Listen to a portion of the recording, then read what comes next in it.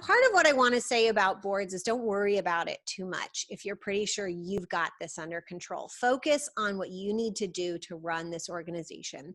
There is a fundamental systemic problem with the way boards are set up. And as long as that's in place, you're never going to make incredible board progress without putting in a ton of time and energy.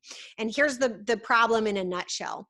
For the most part, board members are volunteers. In many states, they're required by law to be volunteers. However, not all states. You can legally pay your board members to be board members. But typically, nonprofit board members are volunteers, and they hold all the liability for your nonprofit.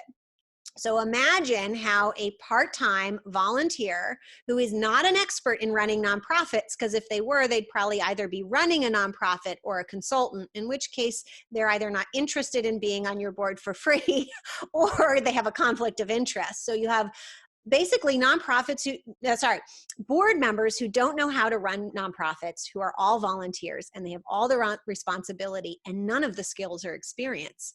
That's like a disaster waiting to happen. In a for-profit business, at least you typically are aligning board members by their getting financial compensation. They have skin in the game. They get money out for doing a good job. And typically they also know how to run equivalent or similar for-profit businesses, so they can be a real asset.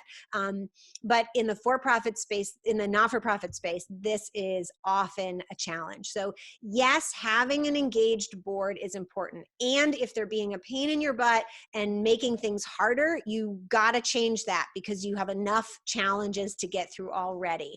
But if your board is just simply not engaged, tone it down, simplify it. You do a great job as an executive director running the organization.